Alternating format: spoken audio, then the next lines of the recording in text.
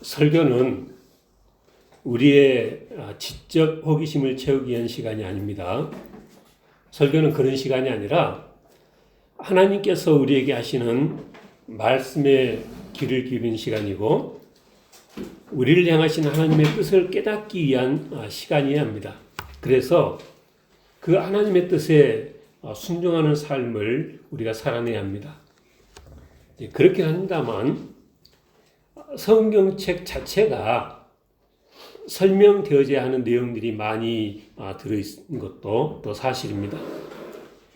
그리고 성경을 바르게 이해하지 못하고 오해를 하면 많은 부작용을 낳습니다. 그 대표적인 예가 하나님의 예정과 인간의 자유의지 문제입니다. 성경을 보면 하나님께서는 창세 전부터 많은 것들을 예정해 놓으셨습니다. 미리 정해 놓으셨습니다. 그렇기에 사람들 중에는 그것이 무엇이 되었든 하나님께서 예정하셨다면 그 결과 그에 이어지는 것은 숙명론이다. 이렇게 주장하는 사람도 있습니다.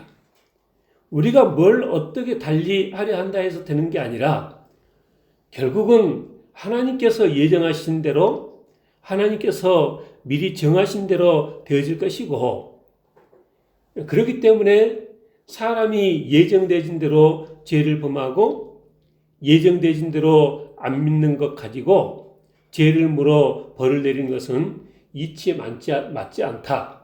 이렇게 논리를 펴니다. 비슷한 얘기를 오늘 살펴보는 이 출애굽기 바로왕에 대해서도 많이들 말을 합니다. 나중에 일이 되어진 것을 보니까 하나님께서 모세에게 미리 말씀하신 그대로 되어졌습니다.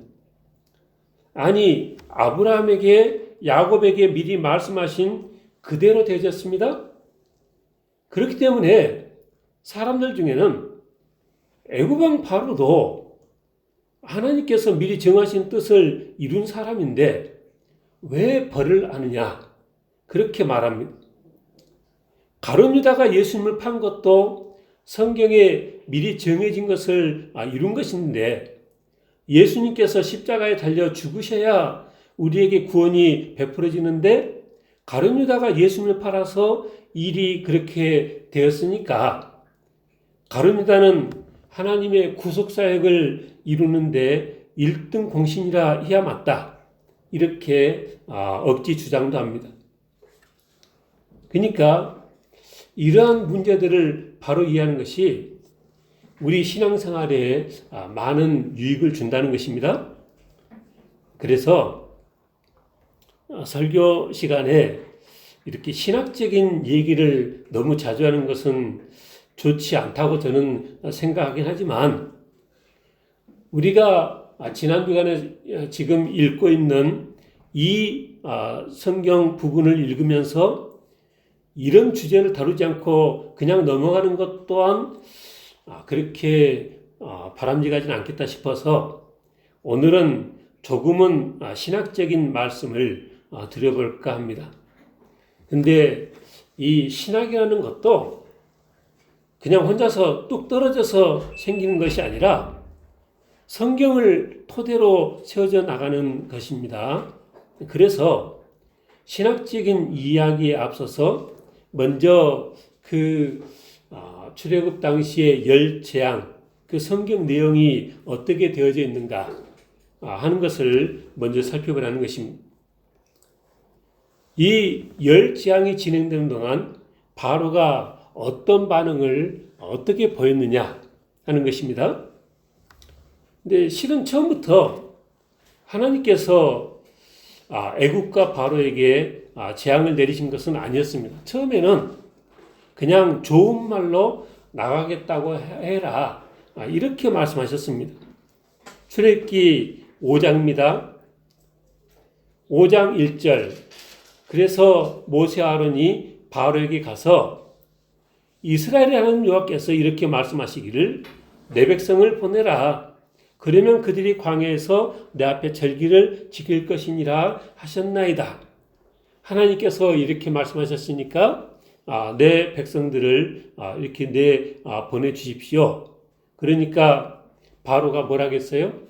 여호와가 누군데 내가 그 말을 들어서 이스라엘 보내겠느냐? 너희가 지금 이렇게 말하는 거 보니까 정신을 못 차리고 있는 거다.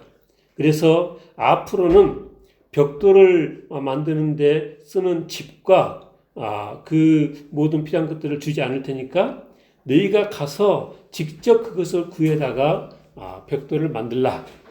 이렇게 해서 이스라엘 백성들이 상황이 돌아가는 것을 보니까 자기들에게 그 모세와 아론 때문에 화가 자기들에게 미치고 바로의 눈과 그 신하들 눈에 이 이스라엘 백성들이 미운 것이 되어지고 그래서 이제 우리가 이제 큰 어려움을 닥치게 됐구나 하는 것을 이제 깨닫고 모세 아론에게 불평을 하는 거죠.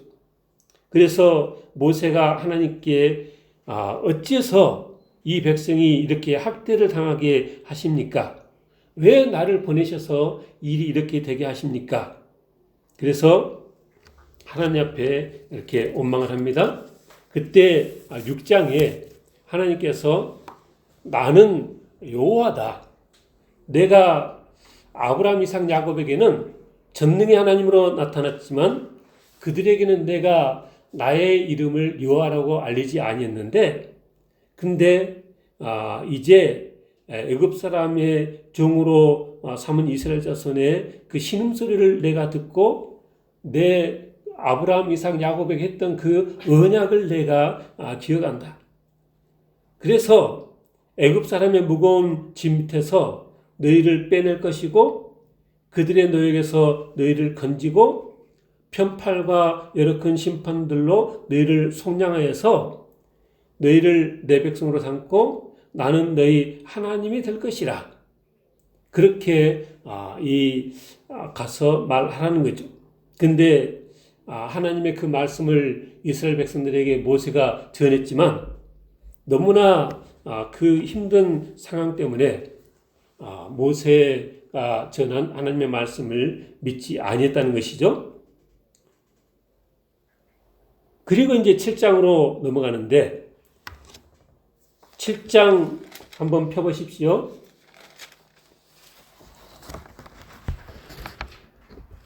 7장 1절 여호와께서 모세에게 이르시되 볼지어다 내가 너를 바로에게 신같이 되게 하였은즉 내 형 아론은 내 대언자가 되리니 내가 내게 명령한 바를 너는 내 형 아론에게 말하고 그는 바로에게 말하여 그에게 이스라엘 자손을 그 땅에서 내보내게 할지니라. 내가 바로의 마음을 완악하게 하고 내 표징과 내 이적을 애굽 땅에서 많이 행할 것이나 바로가 너희의 말을 듣지 아니할 터인즉 내가 내 손을 애굽에 뻗쳐 여러 큰 심판을 내리고 내 군대 내 백성 이스라엘 자손을 그 땅에서 인도해 낼지라. 그러니까 열 재앙이 이제 시작되어지는데 열 재앙이 시작되어지기 전에 하나님께서 뭐라고 하셨어요? 3절에 내가 바로의 마음을 완악하게 할 것이라. 그래서 내 표징과 이적을 애굽 땅에서 많이 행할 것이고 그렇게 해도 바로가 너의 말을 듣지 아니해서 큰 심판이 내려지고 결국은 이스라엘 백성들이 애굽에서 이렇게 나아가게 될 것이다는 거죠. 그리고 이제 하나님께서 명하신 대로 바로에게 나가서 하나님의 주신 그 기적을 행합니다. 바로가 모세 아론에게 7장 9절에 너희가 그렇다면 이적을 보여봐라. 그랬더니 무슨 이적을 행했어요? 지팡이를 던졌더니 뱀이 된 거죠. 근데 바로의 그 술사들도 똑같이 그 이적을 행했어요. 그렇지만은 이제 모세가 던진 그 지팡이가 변화해서 된 뱀이 바로의 술사들의 그 지팡이가 변해서 된 뱀을 다 잡아먹었다는 거죠. 그렇지만 그런 상황이었지만 13절에 그러나 바로의 마음이 완악하여 그들의 말을 듣지 아니하니 여호와의 말씀과 같더라 그랬습니다. 그래서 14절에 여호와께서 모세에게 이르시되 바로의 마음이 완강하여 백성 보내기를 거절한도다. 아침에 너는 바로에게로 가라. 보라, 그가 물 있는 곳으로 나오리니 너는 나일 강가에 서서 그를 맞으며 그 뱀 되었던 지팡이를 손에 잡고, 그리고 이제 말하는 이제 첫 번째 재앙, 모든 애굽에 있는 강물과 모든 이 물들이 피가 되는 그 재앙이 시작되는 것입니다. 여기 보니까 하나님께서 모세에게 뭐라 했어요? 아침에 바로에게 가라. 그가 물 있는 곳으로 나올 것이라. 그래서 그 나일 강가로 가 있으니까 바로가 나왔고 이제 첫 번째 그렇게 재앙이 시작이 되어진 거죠. 그러니까 하나님께서는 앞으로 있어질 모든 일을 그냥 눈앞에 보는 것처럼 다 아시고 그렇게 모든 것들을 모세에게 알려주시고 하시는 거죠. 그래서 그 모든 물들이 그냥 그 지팡이를 들어서 나일 강물을 치니까 다 피로 변했는데, 근데 놀랍게도 애굽 술사들도 그런 기적을 행했다. 그래서 바로가 우리 술사들도 다 행하는 기적인데, 그러면서 23절에 바로가 궁으로 들어가고 그 일에 관심도 가지지 아니했다는 거죠. 그 다음에 이제 두 번째 개구리 재앙인데, 이 개구리 재앙도 애굽 술사들이 똑같이 따라했다는 것입니다. 근데 너무나 개구리들이 괴롭게 하니까 이제 모세와 이 아론에게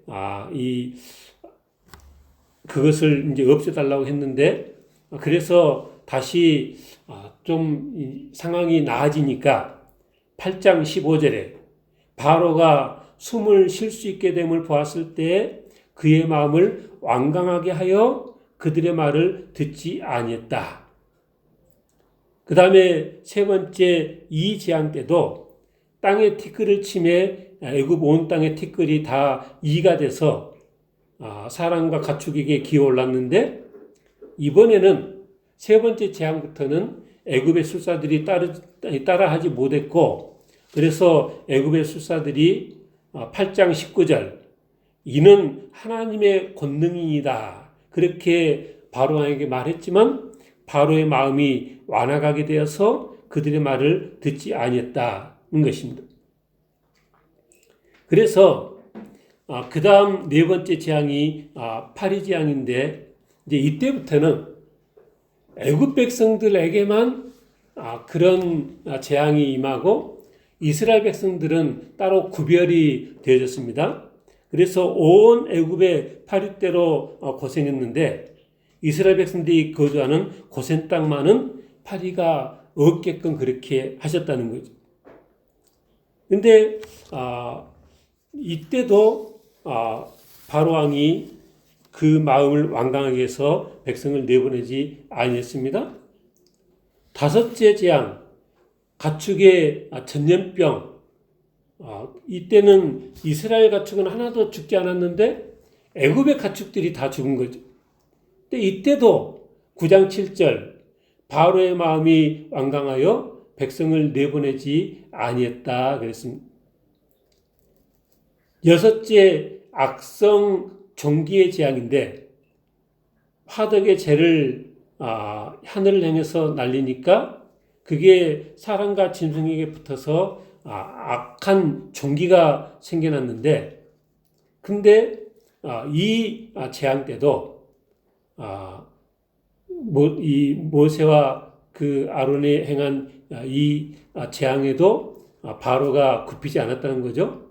근데 여기 보면 9장 12절에 그러나 여호와께서 바로의 마음을 완악하게 하셨으므로 그들의 말을 듣지 아니하였으니 여호와께서 모세에게 말씀하신 것 같더라.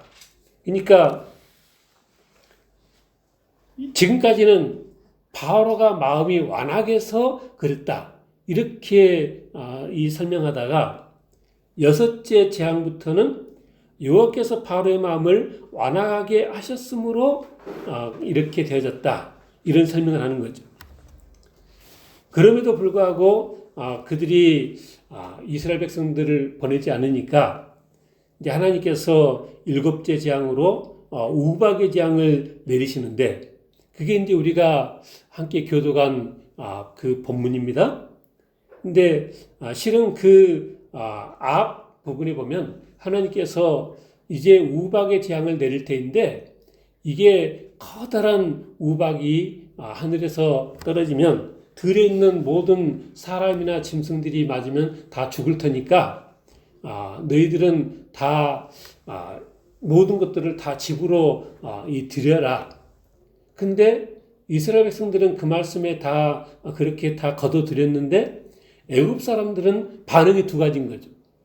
그거를 이 신경 안 쓰는 이들이 있었고 애굽 사람들 중에서도 그 말씀을 이렇게 생각해서 모든 것들을 다 집으로 축사로 들여보낸 이들이 있었는데 그때 그렇게 들에 있던 사람이나 가축들이 다 우박에 다 죽임을 당했다는 것입니다.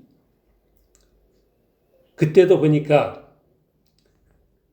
9장 34절 바로가 그 모든 것들이 이렇게 너무나 힘들 때 이제 모세 아론에게 부탁을 했고 모세가 나가서 하나님께 또 손을 들어서 구하니까 그 우박과 모든 것들이 상황이 또 끝났습니다.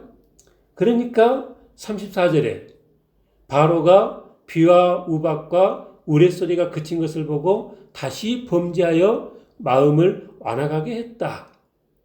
바로의 마음이 완악하여 이스라엘 자손을 내보내지 아니하였다. 그렇게 쓰고 있습니다. 그 다음 여덟째 재앙은 메뚜기 재앙인데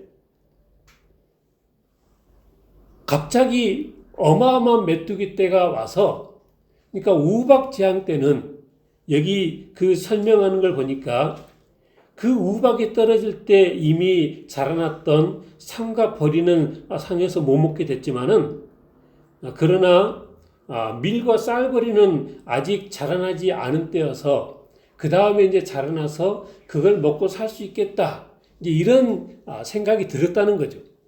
그런데 그 다음에 이어진 메뚜기 재앙으로 그냥 애굽 전역에 있는 모든 푸른 것은 전부 다 메뚜기가 먹어치워가지고 뭐 아무것도 먹을 것을 남겨놓지 않고 다 메뚜기 떼가 쓸어갔다는 거죠. 그래서 이 바로가 많이 힘들어했지만 그러나 또 하나님께서 모세의 기도에 그 메뚜기 떼를 다 홍해에 몰아넣으셔서 일단 상황이 맞춰지니까 10장 20절에 그러나 여호와께서 바로의 마음을 완악하게 하셨으므로 이스라엘 자손을 보내지 아니하였더라. 여기서는 또 여호와께서 바로의 마음을 완악하게 하셨으므로 이스라엘 자손을 보내지 아니했다. 이렇게 쓰고 있습니다.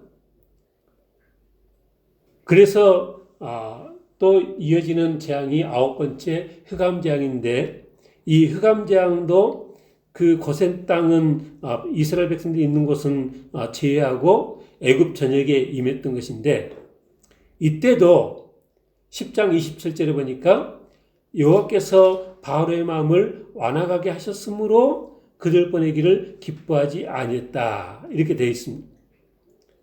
그리고 이어지는 11장의 이 설명에도 보니까 11장 10절에 모세 아론이 이 모든 기적을 바로 앞에서 행하였으나 여호와께서 바로의 마음을 완악하게 하셨으므로 그가 이스라엘 자손을 그 나라에서 보내지 아니했다는 것이죠. 그래서 이제 마지막 10번째 장자의 죽음의 재앙이 이른 것입니다. 그래서 하나님께서 명하신 대로 그 어린 양의 피를 문 임방과 설주에 바른 집들은 여호와의 사자가 그냥 넘어갔지만 그렇지 않은 집들은 다 들어가서 그 모든 이 큰아들들을 죽이고 또 가축 중에서도 첫째 것은 다 죽임을 당하고 그래서 그 밤에 그 유월절 그 사건이 있었던 그 밤에 한밤중에 애굽의 모든 사람들이 다 갑자기 그 아들들이 죽고 그 모든 것들이 그렇게 죽어서 그 밤에 다 깨어서 큰 부르짐이 있었다. 12장 30절 그 밤에 바로와 그의 신하와 모든 애굽 사람이 일어나고 애굽에 큰 부르짐이 있었으니 이는 그 나라에 죽임을 당하지 아니한 집이 하나도 없었음이더라. 그래서 어떻게 됐어요? 33절 애굽 사람들은 말하기를 우리가 다 죽은 자가 되도다 하고 그 백성을 재촉하여 그 땅에서 속히 내보내려 하므로 그래서 그 밤에 그냥 즉시 나가라고 재촉들을 해서 이 발교되지 못한 떡을 반죽그릇에 담아서 옷에 싸서 어깨에 메고 또 하나님께서 미리 말씀한 것처럼 모든 여자들은 애굽 사람들에게 은금 폐물과 의복을 구하게 해서 그 밤에 갑자기 이스라엘 백성들이 그냥 이 떠미는 상황이 되어져서 출애굽을 했다라는 거죠.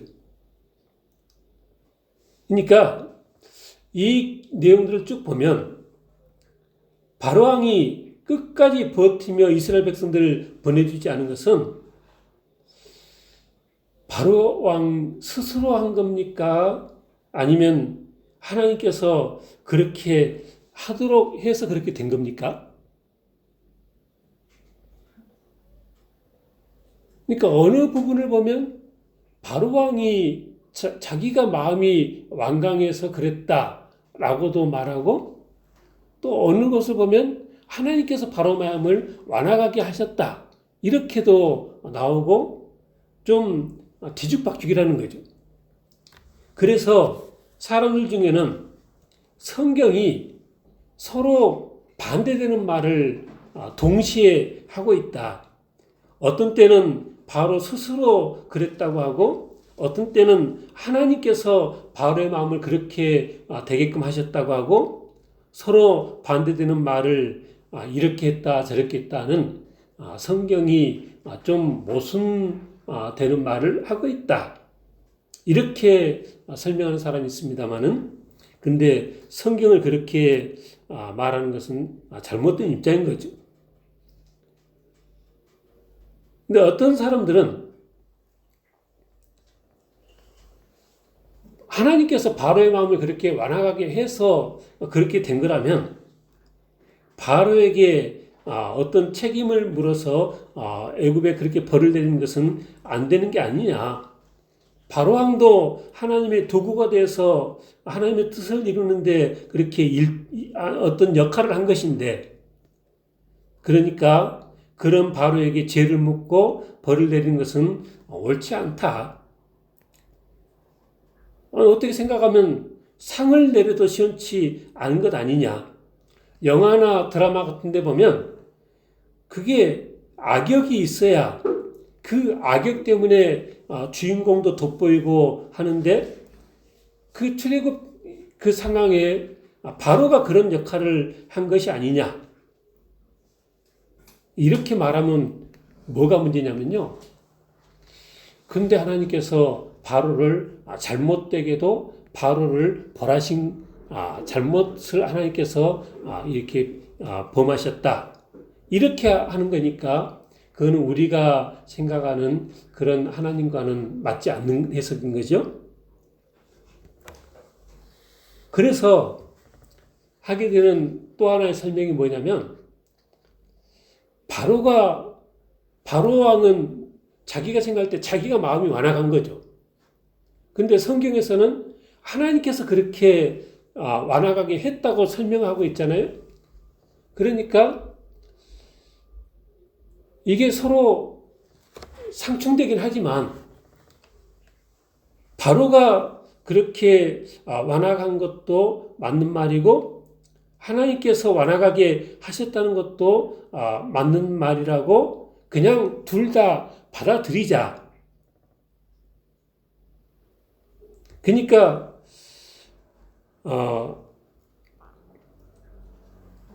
성경을 어떻게 이 부정하진 않겠지만 그러나 모순된 면은 있지만 성경을 그대로 받아들이자.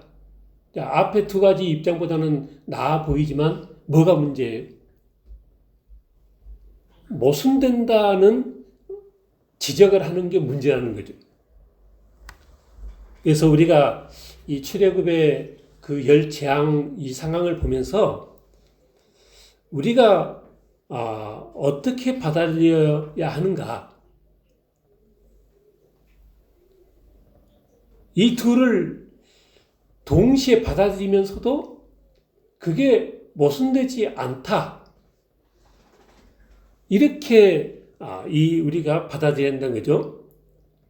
하나님께서 바로 왕의 마음을 완악하게 하신 것도 사실이지만 그럼에도 불구하고 바로에게 책임을 물으시는 것도 잘못이 아니시다. 그게 가능하겠습니까?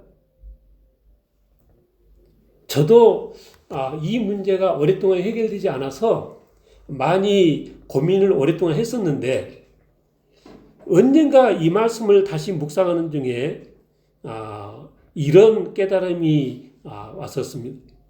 이런 얘기입니다. 하나님께서 모든 죄인들을 심판하시기 전에 먼저 오래 참으십니다.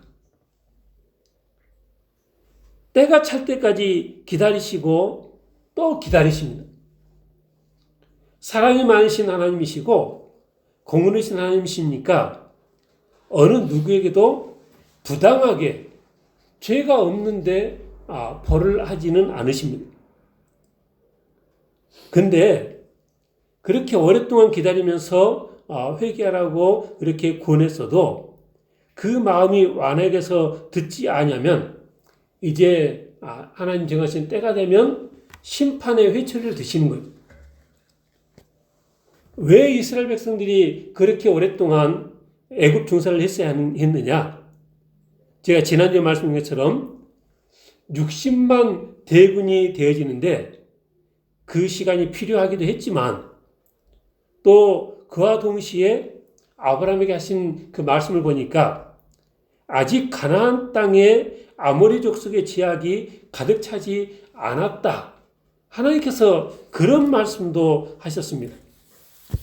창세기 15장 15절 너는 장사다가 평안히 조상으로 돌아가 장사될 것이요 네 자손은 4대 만에 이 땅으로 돌아오리니 이는 아모리 족속의 제약이 가득 차지 아니함이니라.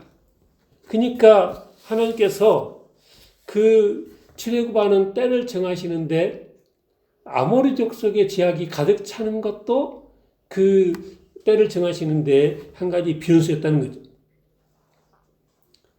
애굽의 열 재앙이 시작됐다는 것은 이제 기다리는 것은 끝나고 하나님의 심판이 시작되었다라는 뜻입니다. 그러니까 그 심판의 그 과정에 하나님께서 바로의 마음을 완악하게 하시는 것은 아무 문제가 되지 않는다는 거죠.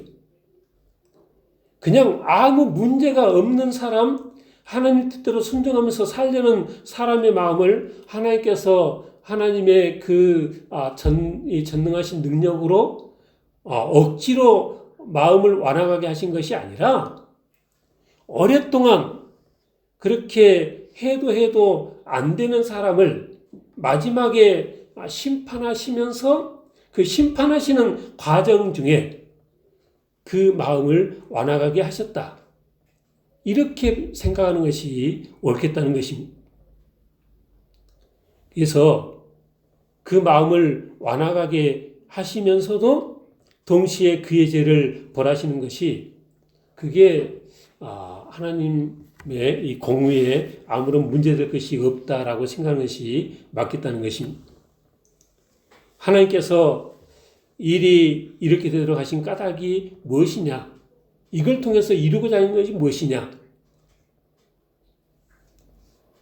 이 모든 10가지 기적으로 내 능력을 너에게 보이고 바로왕 너에게 보이고 내 이름이 온 천하에 전파되게 하려 하셨음이니라.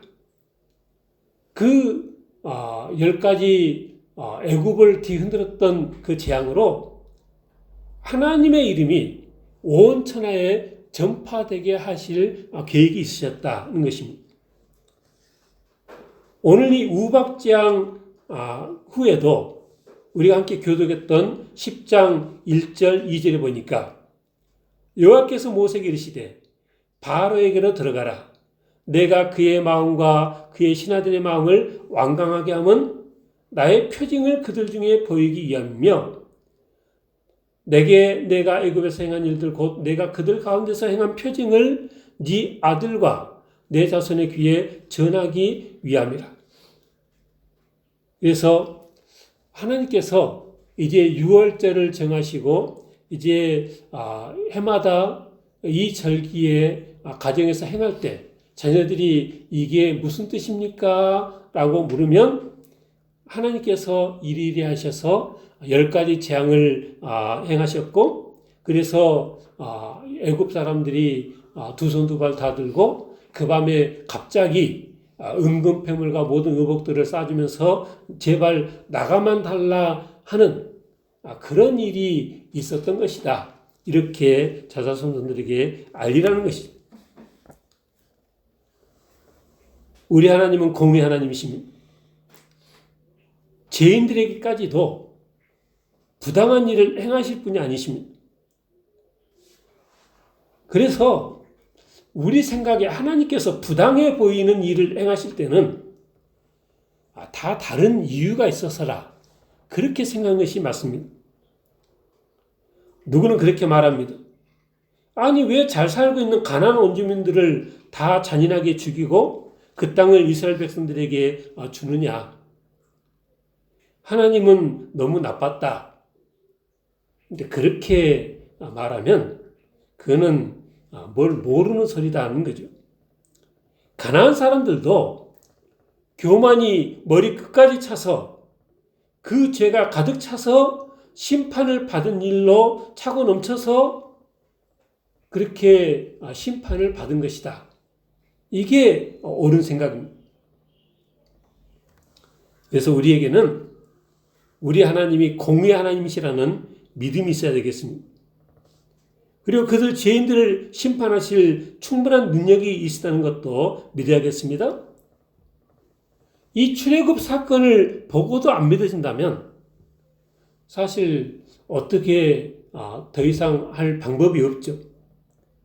거대한 나라 애굽을 들었다 놨다 하신 하나님, 애굽 사람들만 초토화시킨 능력의 하나님이셔서 저는 믿기로는 세상 끝날 사람과 그 추종 세력들도 그렇게 그 이상으로 철저히 심판하실 것이 믿어집니다.